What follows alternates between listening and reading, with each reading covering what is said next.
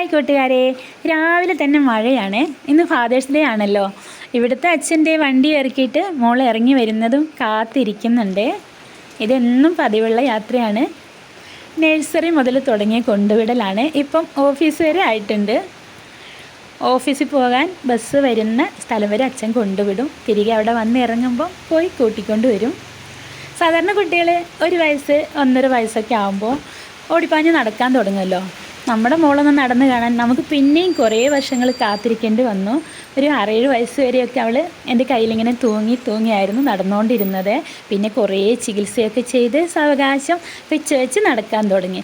നമ്മൾ സ്കൂളിലൊക്കെ കൊണ്ടുവിട്ട് കൂട്ടിക്കൊണ്ടുവന്ന് അങ്ങനെ പഠിപ്പിച്ച് ഇപ്പോൾ ഒരു കുഞ്ഞ് ജോലിയൊക്കെ ആയി. അച്ഛൻ കൊണ്ടാക്കാൻ പോകുന്നതാണ് കാണുന്നത്.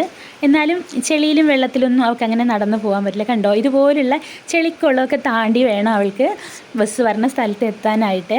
അപ്പോൾ മക്കളെ സ്നേഹിക്കുന്ന എല്ലാ അച്ഛന്മാർക്കും ഹാപ്പി ഫാദേഴ്സ് ഡേ. അച്ഛൻ കൂട്ടാൻ വേണ്ടി ഓടുന്നുണ്ട്.